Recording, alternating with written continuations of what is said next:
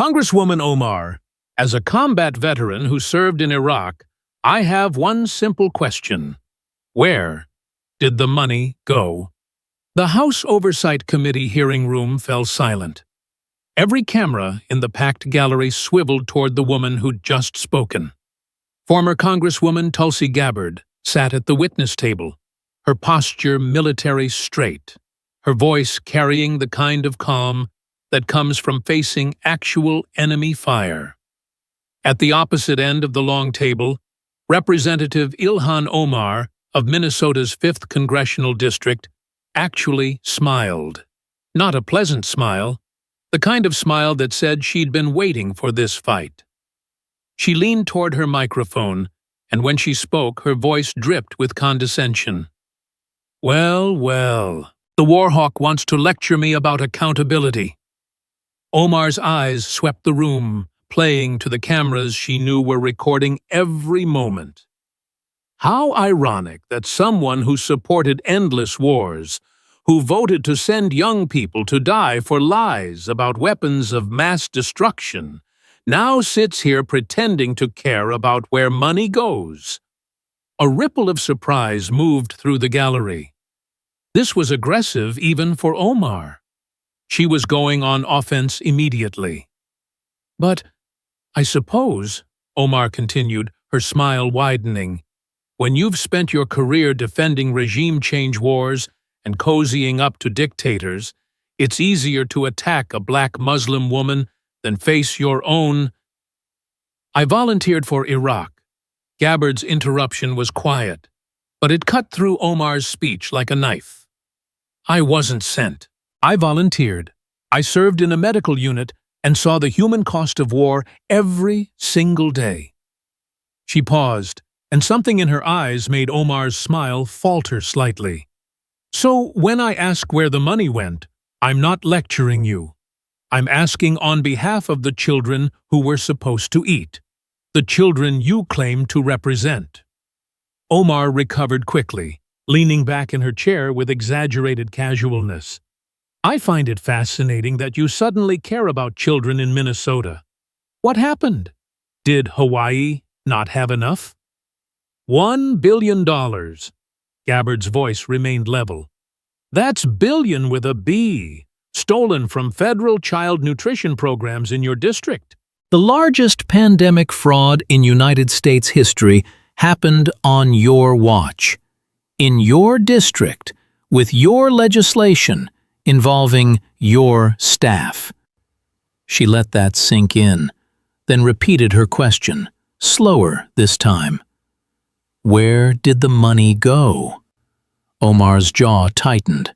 For just a moment, her media-ready mask slipped and something harder showed through. But she caught herself, rearranged her features into practiced indignation. What I find most disturbing about this line of questioning, she said, her voice taking on the rehearsed earnestness of someone reading from mental talking points, is the continued targeting of Muslim women in Congress. From day one, I have been subjected to. The Minnesota Campaign Finance Board targeted you. Gabbard reached for a document. Is that what happened when they investigated you in 2019? Omar's hand, reaching for her water glass, froze halfway. Because I have their findings right here. Would you like me to read them? What happened next would become the most watched congressional hearing of the decade. Omar recovered her composure, but not before the cameras caught that moment of hesitation. She took a sip of water, set the glass down with deliberate care, and when she spoke, her voice had an edge. That was a technical violation that has been resolved. The board itself said, you violated Minnesota campaign finance law. Gabbard looked down at the document. They found you used campaign funds for personal purposes. They found you filed joint tax returns with someone you weren't legally married to. They fined you $3,400 23. She looked up. That doesn't sound technical. That sounds illegal. I repaid that money.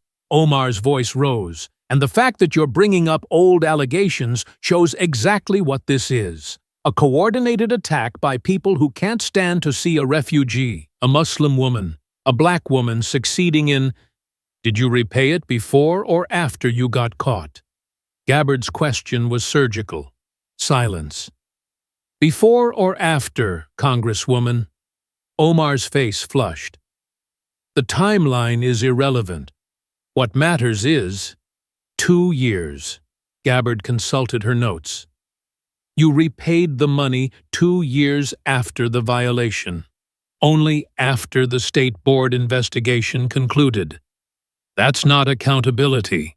That's getting caught. Someone in the press gallery gasped audibly. Along the committee panel, Republicans struggled to keep neutral expressions. Even some Democrats shifted uncomfortably in their seats. In the military, Gabbard continued, her voice still calm but with underlying steel, we have a principle. When you make a mistake, you own it immediately. You don't wait 2 years. You don't cry victim. You own it. She set the document down carefully. But maybe civilian politicians operate differently.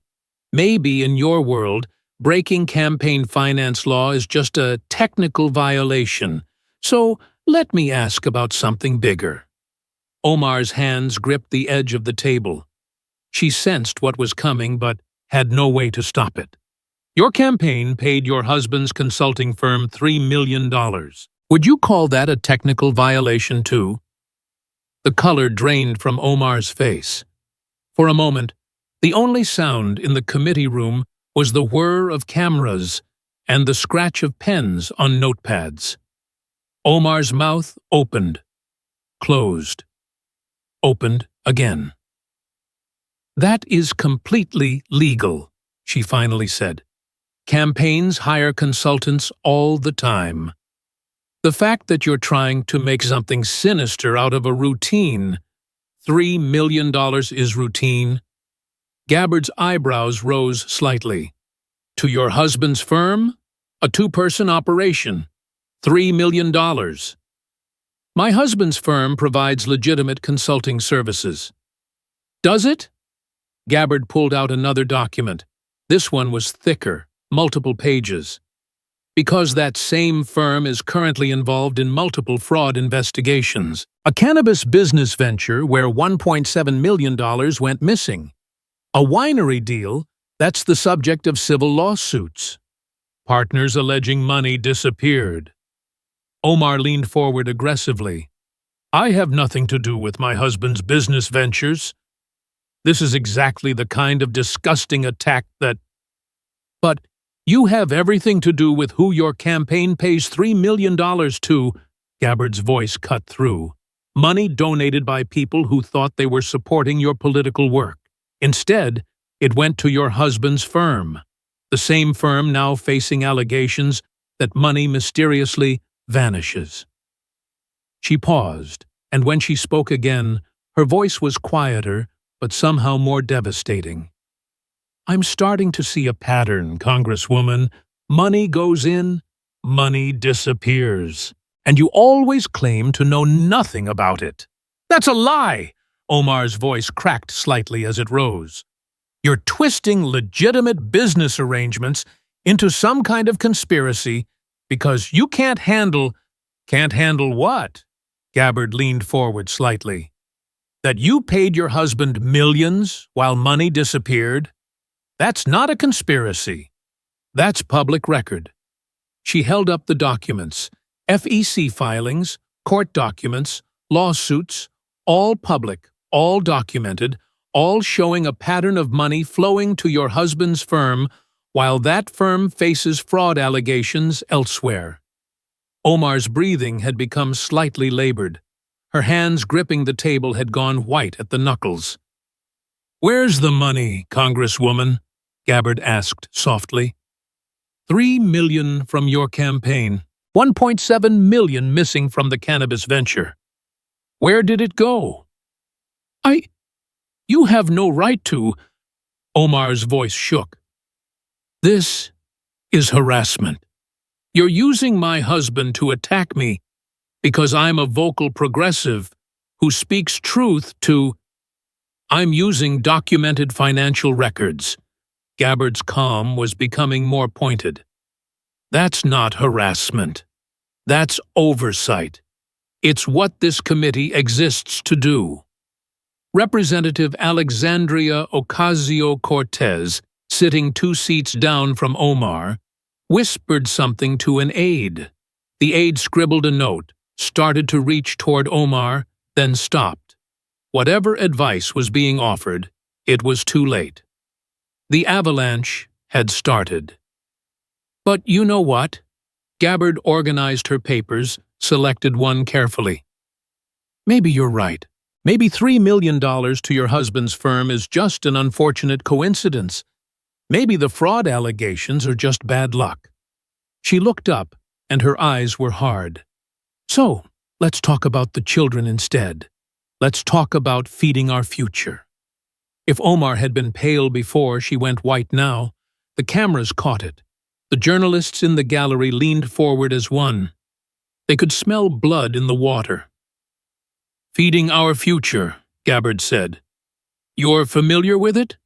Omar's voice came out as barely more than a whisper.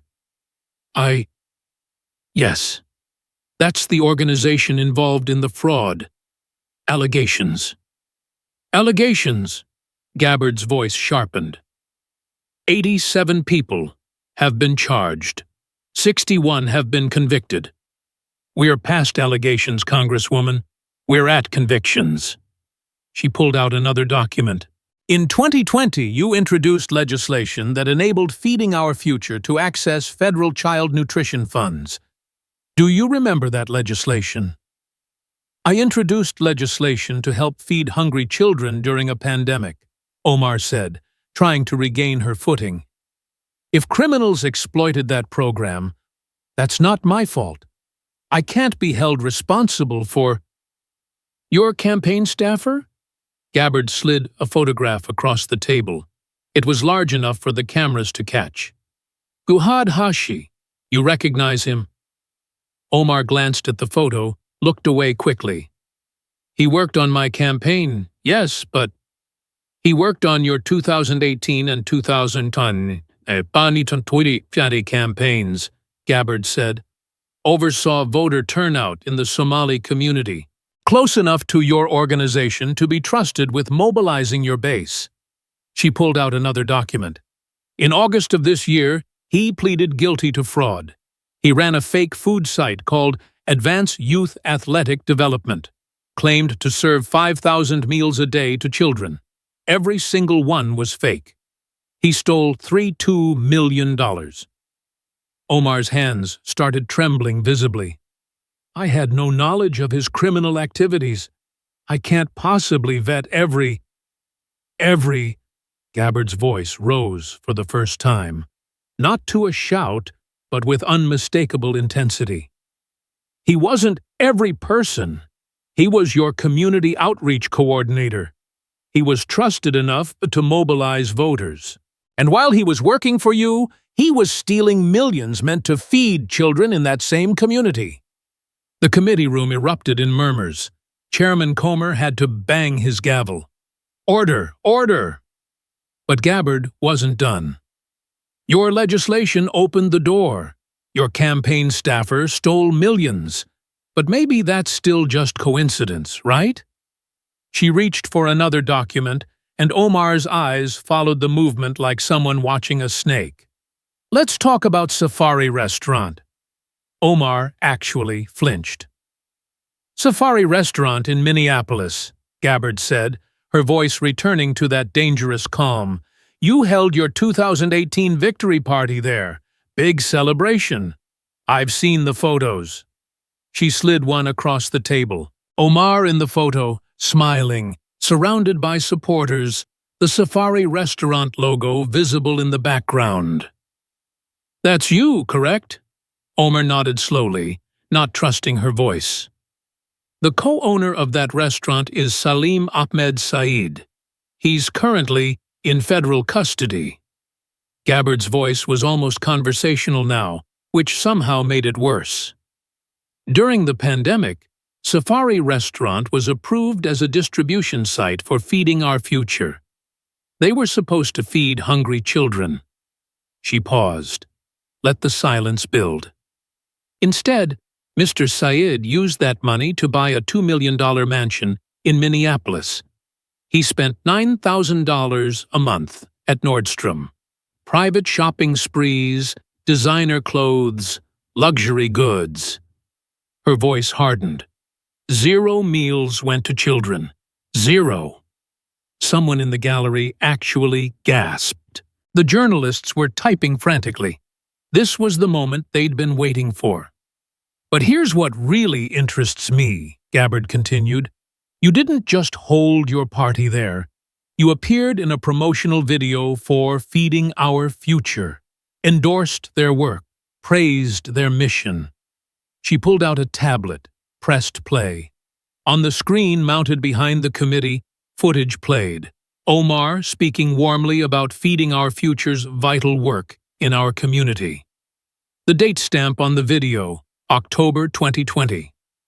You praised this organization while it was actively facilitating fraud, Gabbard said quietly.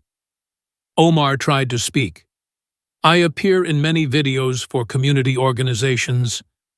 I can't possibly know. Your deputy district director knew. Gabbard's interruption was sharp. Ali Issa, your deputy district director. In 2021, when the Minnesota Department of Education flagged Feeding Our Future for serious deficiencies, incomplete audits, organizational irregularities, red flags everywhere.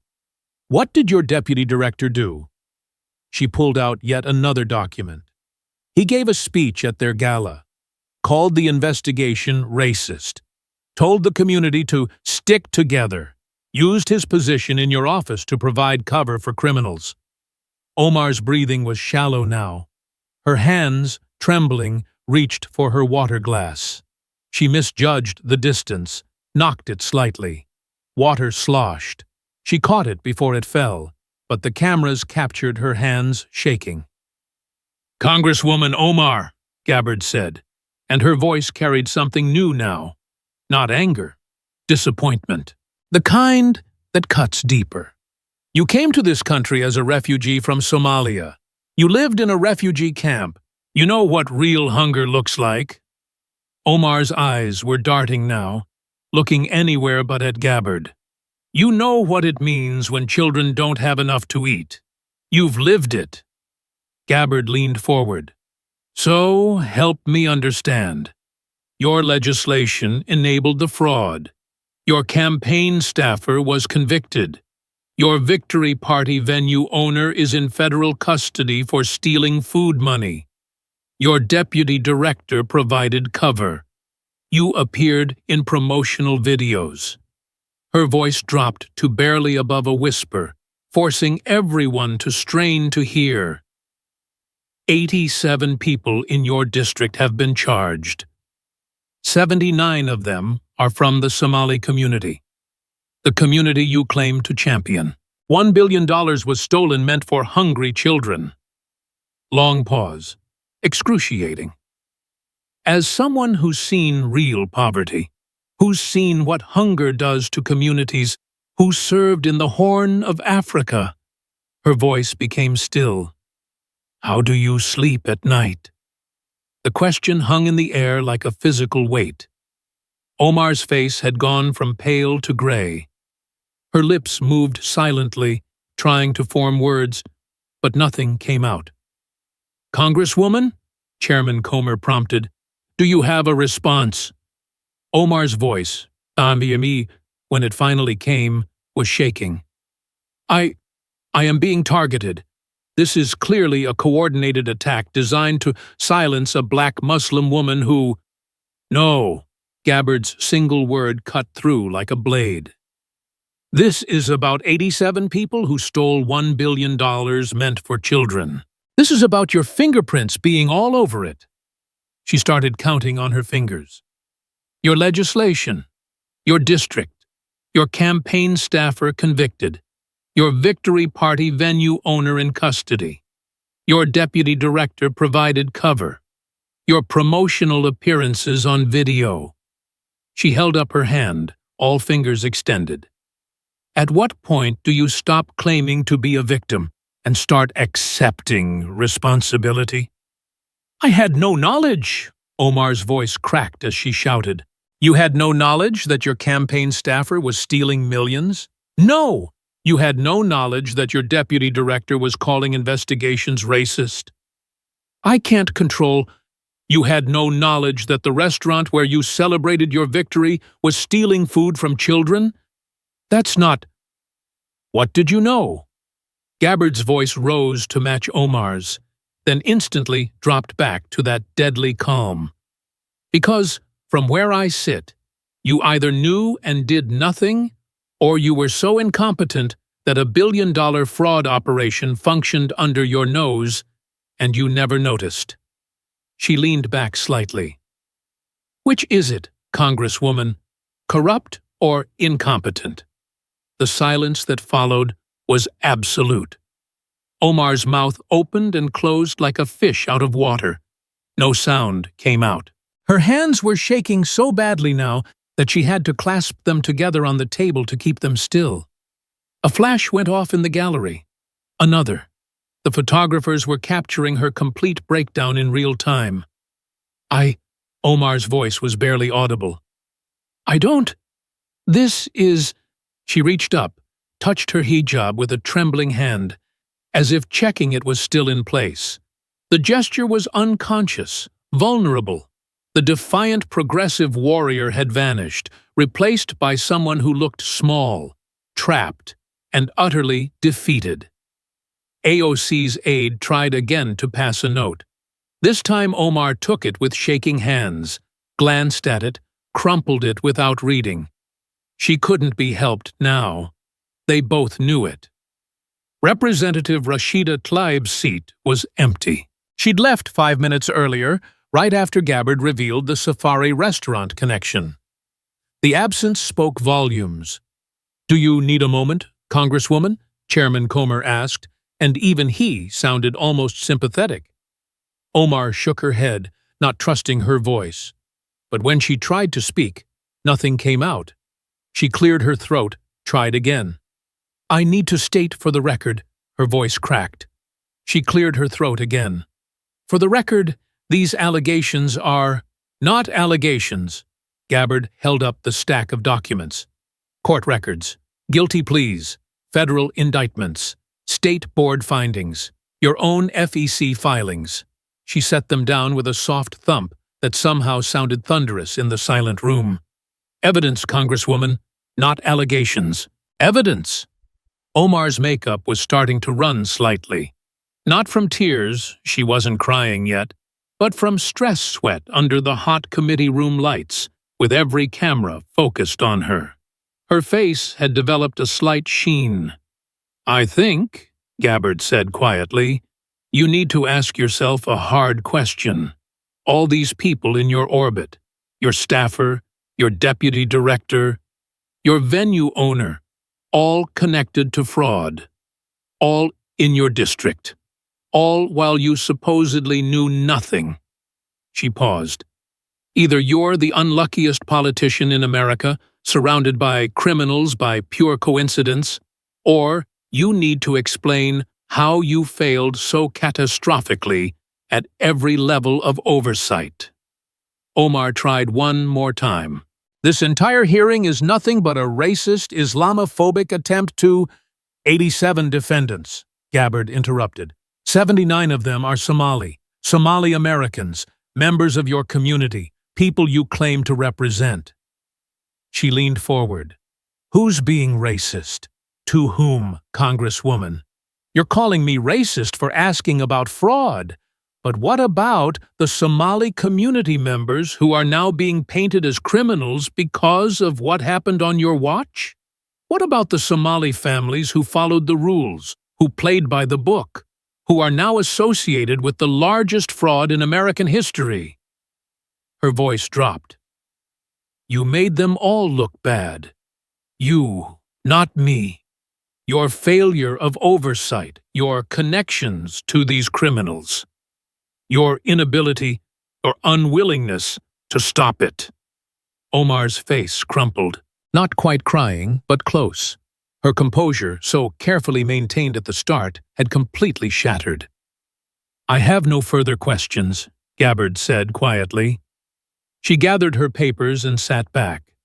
The hearing room remained silent for a long moment, everyone processing what they'd just witnessed. Not a political sparring match, not a partisan showdown. A systematic, evidence-based destruction of someone's credibility in real time. Chairman Comer finally found his voice. "The committee will take a 15-minute recess." Omar stood on shaking legs and stumbled toward the exit, her aides rushing to surround her. The cameras followed her every step, capturing her hunched shoulders, her unsteady gait, the way she seemed to have aged 10 years in the last hour. In the gallery, journalists were already filing their stories. This wasn't just news. This was a political career ending in front of the world's eyes. And in homes across America, millions of people who'd never heard of Feeding Our Future or the Minnesota fraud were learning about it now. Learning about 87 people who'd stolen from hungry children. Learning about the congresswoman who'd been connected to it at every turn. The question, "Where did the money go?" had found its answer in the wreckage of what used to be a political future. The video clips went viral instantly. Within 3 hours, "Where did the money go?" was trending #1 worldwide. Within 6 hours, the full hearing footage had been viewed 50 million times. Within 12 hours, it was all anyone in politics was talking about. But it wasn't just the views that mattered. It was the comments. Hundreds of thousands of them. And they weren't from Omar's usual critics. They were from progressives, from Muslims, from Somali Americans, from people who'd supported her for years. "I defended her for so long. I can't anymore." She made all of us look bad. All of us. How do you steal from hungry kids? This is not Islamophobia. This is accountability. Conservative media ran with it immediately. Fox News led with the takedown. Gabbard eviscerates Omar over billion-dollar fraud. Newsmax created a compilation of Omar's worst moments that focused on her shaking hands, her failed attempts to speak, her visible breakdown. But the real story was happening on the left. The Young Turks, usually friendly to Omar, ran a segment titled, "We Need to Talk About Ilhan."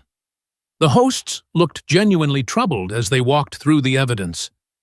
"This isn't about her being progressive," Cenk Uygur said. "This is about oversight failure, and we can't ignore that." Pod Save America, staffed by former Obama officials, devoted an entire episode to "When Identity Politics Isn't Enough." They carefully avoided direct criticism of Omar, but spent an hour discussing how progressive politicians needed to be held to the same accountability standards as everyone else, even democracy. Now, which had championed Omar as a voice for the marginalized, ran a story titled "Minnesota Fraud Raises Questions About Oversight." They interviewed Somali American community members who felt betrayed. "She was supposed to represent us," one elderly woman said, tears in her eyes. "Now everyone thinks we're all criminals." The squad faced an impossible situation. For years, they'd operated as a united front. Attack one, attack all. But the evidence against Omar wasn't an attack. It was documented fact. Defending her now meant defending connections to a billion-dollar fraud. By the next morning, the distancing had begun. Alexandria Ocasio-Cortez tweeted, "The allegations of fraud in Minnesota are deeply troubling. Every dollar of taxpayer money must be tracked. Every allegation must be investigated fully. We cannot allow any exceptions for anyone under any circumstances." She didn't mention Omar's name. That omission was damning. Rashida Tlaib was even more distant. Fraud hurts the communities that need help most. Justice demands that all who participated be held accountable, regardless of their position or background. Again, no mention of Omar. No defense. Just careful, lawyer-approved distance. Ayanna Pressley tried to split the difference. I stand with my colleague against harassment. I also stand with families harmed by fraud. These are not contradictory positions. But everyone read between the lines. She was hedging her bets, leaving herself an exit if Omar went down completely. Progressive organizations went silent or issued carefully neutral statements. Justice Democrats, we support thorough investigations of all fraud allegations. Democratic Socialists of America, protecting vulnerable communities requires transparent accountability at every level. Neither mentioned Omar. Former allies started deleting old tweets. That compilation video praising Omar as the future of progressive politics, suddenly unlisted. The fundraising email calling her our fearless champion, removed from the archive. In Minnesota, the fallout was even more severe.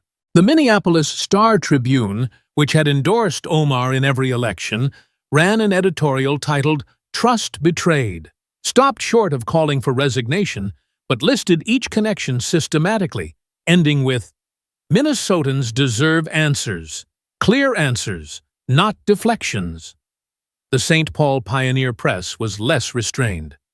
Time for new leadership in the 5th. Minnesota Public Radio scheduled an hour-long special, The Fraud Scandal, How Did This Happen? Governor Tim Walz, who'd remained silent for weeks, suddenly announced a comprehensive review of state oversight procedures. He didn't mention Omar, but everyone knew what he was doing, creating distance before the FBI came calling. Because that was the real threat. Within 24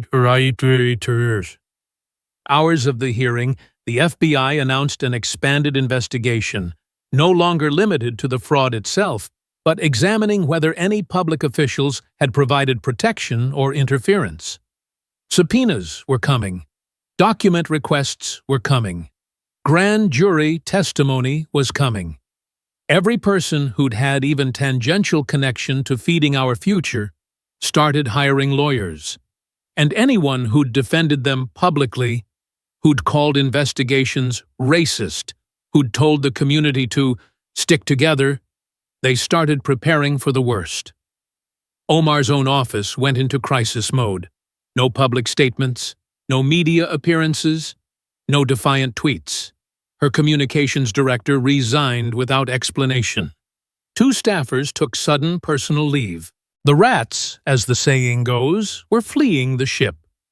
Her Twitter account, usually a constant stream of progressive activism, went dark. Her last tweet, the one claiming racist attacks, had been deleted within hours after being ratioed into oblivion. Now, nothing. Days of silence from someone whose brand was built on never being silent. Her Instagram stories, typically full of constituent meetings and progressive activism, stopped updating. Her Facebook page showed no new posts. For a politician who'd built her career on social media presence, the silence was deafening. And most devastating of all, her fundraising collapsed. In the week after the hearing, donations dropped 87%. Major donors demanded refunds. Small-dollar progressive donors, the backbone of her previous campaigns, simply stopped giving. Worse, some donors filed complaints with the FEC demanding to know whether their money had gone to her husband's firm, and if so, what it was used for. One donor, a progressive organizer who'd given regularly since 2018, went on MSNBC. "I gave because I believed in her message. Now I find out my money went to her husband's company that's facing fraud allegations. I want every penny back." The interview was clipped and shared millions of times. But the real death blow came from her own district. The town hall had been scheduled weeks earlier, back when Omar's team thought the fraud story would blow over. Standard constituent event. Friendly faces, softball questions, photo ops. Her staff urged her to cancel, but canceling would look like running away, so she showed up. The parking lot should have been the first warning. Camera trucks from every major outlet. Protesters with signs. Where did the money go? And our kids were hungry. Her security detail had to create a corridor just to get her inside. The community center was packed. Every seat filled, people standing along the walls. And for the first time in her political career, the crowd wasn't friendly. Omar took the stage, tried to start with her prepared remarks about being a voice for the voiceless, about fighting for justice. The jeers started immediately. Where's the $1 billion? Why did you hire a thief? Answer Tulsi's questions. Her security team tensed. This wasn't the usual back and forth of a political event. This was anger, real anger, from her own constituents. She tried to push through. I understand there are concerns about... Concerns? A Somali-American mother stood up, her voice shaking with fury. My cousin was convicted. My cousin. Now my whole family, everyone from our community, we're being looked at like criminals because of you. The crowd erupted in applause. You made us all look bad, someone else shouted. You were supposed to represent us. Your deputy director called us racist for asking questions, another voice called. He used your office to protect criminals. Omar tried to regain control. Please, if we could just... Why did your campaign pay your husband $3 million? A young man at the microphone voice called out. $3 million. What did he do to earn that? My husband's firm provides legitimate. Then why is money missing from his other businesses? The young man wasn't backing down. $1.7 million gone. Where did it go? Omar's carefully prepared answers weren't working. Every attempt to deflect was met with another question. Every claim of being targeted was met with jeers. The crowd wasn't buying it anymore. Then the elderly Somali man stood up. Community elder. Someone whose word carried weight across generations. He raised his hand for silence, and the room quieted out of respect. He spoke first in Somali, his voice heavy with disappointment. Then he switched to English, making sure everyone understood. Ilhan, you came to this country as we all came, refugees, seeking better life. We trusted you. We celebrated when you won. His voice cracked slightly. You were one of us who made it, who showed America that refugees could contribute, could lead, could serve with honor. He paused, and the silence was crushing. Instead, you brought shame, not just to yourself, to all of us. Americans will look at us and think we are thieves. They will think we came here to steal. You have broken that trust. You have made it harder for every Somali person in this country. He sat down slowly, heavily.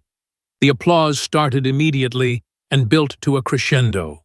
People were on their feet, not cheering. It wasn't that kind of applause. It was agreement, endorsement, finality.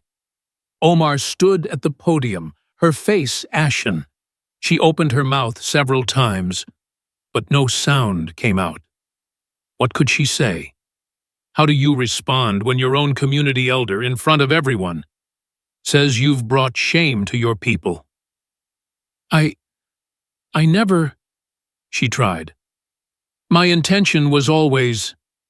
Your intention doesn't matter, someone shouted. The result matters. $1 billion stolen. People in jail. Children still hungry. The moderator, seeing the event spiraling out of control, tried to end it. I think we need to— No! We need to know! Multiple voices shouted. She needs to answer! But Omar was already moving toward the side exit, her security team closing ranks around her. The crowd surged toward the stage, not threatening violence, but demanding answers. Demanding accountability. Demanding something she couldn't or wouldn't provide. She left through the back, surrounded by security, to the sound of her own constituents chanting, "Where did the money go? Where did the money go?" The footage went viral within minutes. Omar, pale and shaking, fleeing her own town hall. Her constituents, people who'd voted for her, demanding answers she couldn't provide. The community elder's speech, delivered in 2 languages, devastating in both. By that evening, #Omar Town Hall was trending. The clips had been viewed 30 million times. News outlets led with, "Omar chased from her own district event." But the most shared clip wasn't the shouting or the accusations. It was the silent moment after the elders sat down. Omar standing at the podium, mouth opening and closing, no words coming out. The complete absence of the defiant, articulate fighter she'd always presented herself as. That silence said everything. 2 weeks later, the political landscape had shifted entirely. The House Ethics Committee announced a formal investigation into Omar's campaign finances, potential coordination with fraudulent organizations, and whether she'd used her office to interfere with oversight. Her committee assignments were suspended pending the investigation's conclusion. In Minnesota, 3 Democratic challengers had announced primary campaigns. Not Republicans trying to flip the seat. Democrats. One was a Somali-American community organizer who opened his campaign with, "We deserve representation that serves us, not themselves." His first fundraising haul, $400,000 in 72 hours, more than Omar had raised in the 6 months prior. The DCCC, which typically defended incumbents with vigor, issued a single-sentence statement. "We believe all members should be held to the highest ethical standards." In political speak, that was a death sentence. No financial support, no strategic help, no protection.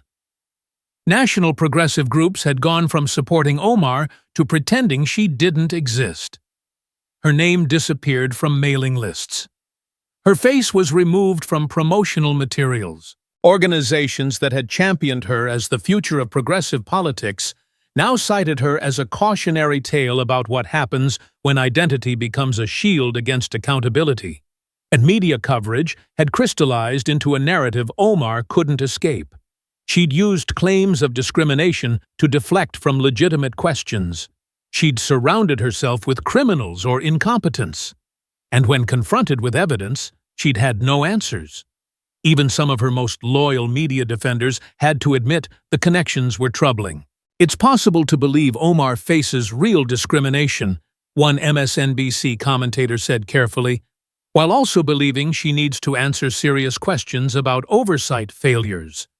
That careful hedging, "it's possible to believe both," was the establishment liberal way of abandoning ship without seeming to. The FBI investigation continued to expand. More subpoenas, more document requests, more guilty pleas from people connected to the fraud. And with each new revelation, reporters asked, "Did Representative Omar know about this?" Her office's standard response, "The Congresswoman continues to cooperate fully with all investigations." Which wasn't a denial, wasn't a defense, just lawyer-approved nothing. Her social media remained dark. 23 days since her last post.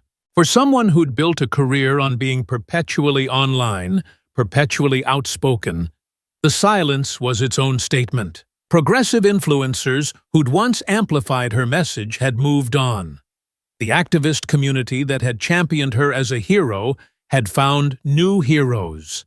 The media ecosystem that had given her platforms for her views had stopped calling. In her district, Yard signs for the primary challengers were everywhere. Time for change. Real representation. Accountability matters. Her 2018 Victory Party venue, Safari Restaurant, had been shut down by federal order, the owner awaiting trial. Every time someone drove past the locked doors and faded signs, they thought of the testimony. They thought of the children who never got fed. They thought of the $2 million mansion and the $9,000 shopping sprees. They thought she celebrated there. The state of Minnesota announced new oversight procedures for federal nutrition programs, explicitly citing the failures that led to the Feeding Our Future scandal. Governor Walz, reading from a prepared statement, never mentioned Omar by name. He didn't have to. Everyone knew. Community organizations that had once invited her to events were now quietly removing her from mailing lists. Fundraisers were uninviting her. The Progressive Coalition that had celebrated her historic election was pretending she'd never existed. And in Washington, when Democrats gathered privately, someone would inevitably ask, "What do we do about Minnesota 5?" The answers ranged from hope she doesn't run for re-election, to actively recruit primary challengers, to just wait for the FBI to handle it. Nobody said defend her. Nobody even suggested it. 3 weeks after the hearing, a national poll asked, "Do you believe Representative Ilhan Omar should resign from Congress?" Among all Americans, 67% yes. Among Democrats, 47% yes. Among Minnesota voters, 71% yes. Among voters in her own district, 68% yes. Her own constituents wanted her gone. The career that had started with such promise, youngest woman ever elected to Minnesota's legislature, first Somali American in Congress, rising progressive star, had crumbled in a single hour of testimony. Because Tulsi Gabbard had asked one simple question: where did the money go? And Ilhan Omar had no answer. 4 weeks after the hearing, Tulsi Gabbard was back in Hawaii, speaking at a veterans' town hall. Someone in the audience asked about the Omar confrontation. Gabbard's response was characteristically direct. "I asked the questions her constituents deserved answered. When $1 billion goes missing, when children who were supposed to be fed go hungry, when public officials have connections to fraud at every level, someone needs to ask where the money went." She paused. That's what accountability looks like. That's what service means. Not to your party, not to your brand, not to your image. Service to the people you represent. Service to the truth. The audience, veterans who understood duty, honor, and accountability, erupted in applause. The clip went viral, of course. Everything related to the confrontation still did. But this one felt different. Less about the takedown, more about the principle. Where did the money go? Had become more than a question about one politician's failures. It had become a standard, a test, a challenge to every elected official. Can you answer for what happens under your watch? Meanwhile, in Minnesota, Ilhan Omar's office remained dark, her social media silent, her political future uncertain at best, destroyed at worst. For someone who'd built her career on being a voice, on speaking truth to power, on never backing down, the silence was the ultimate defeat. And in homes across America, particularly in conservative households, families gathered around screens to watch the footage again, to hear Gabbard's calm, evidence-based questions, to see Omar's collapse in real time, to witness accountability in action. They watched it and felt something they'd been craving: justice. Not the kind delivered through partisan talking points or tribal loyalty. The kind delivered through evidence, facts, and a simple question that couldn't be deflected or dodged: where did the money go? The answer, it turned out, was everywhere except where it was supposed to be. And the person who was supposed to ensure it got to hungry children couldn't explain why.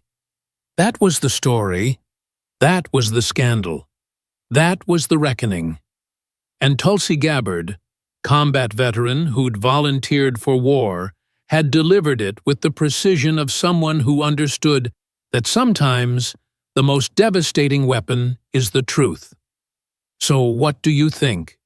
Did Omar get what she deserved? Was Tulsi right to ask these hard questions when billions go missing and children stay hungry? Should our representatives be held accountable regardless of their identity? Hit that like button if you believe in accountability over excuses. Subscribe for more stories about what happens when evidence meets evasion. And share this with someone who needs to hear it, because the question, "Where did the money go?" needs to be asked more often. And answered honestly. Justice isn't about protecting politicians. It's about protecting the people they're supposed to serve.